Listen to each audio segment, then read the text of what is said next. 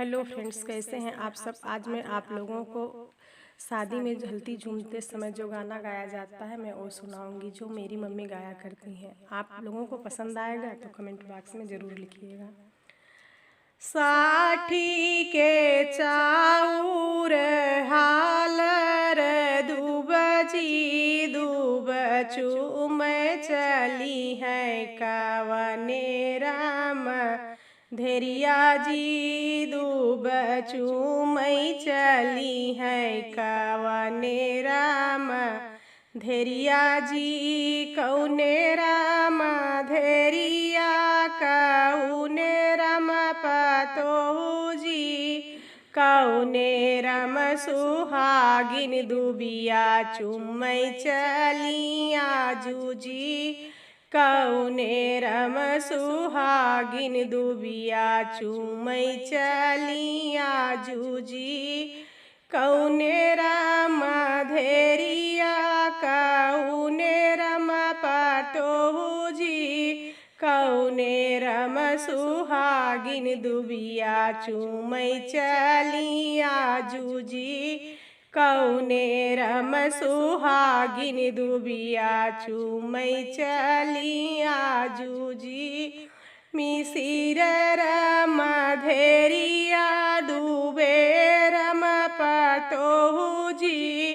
दुबे राम सुहागिन दुबिया चुमई चलिया जूजी दुबे राम सुहागिन दुबिया चुमई चली आजूजी चुमिनी चाटी के दिहली आशीष जी बाढ़े दुल्हन दुल्हा लाख बरिस जी बाढ़े दुल्हन दुल्हा लाख बरिस जी चुमीन चाटी के दिहली आशीष जी बाढ़े दुल्हन दुल्हा लाख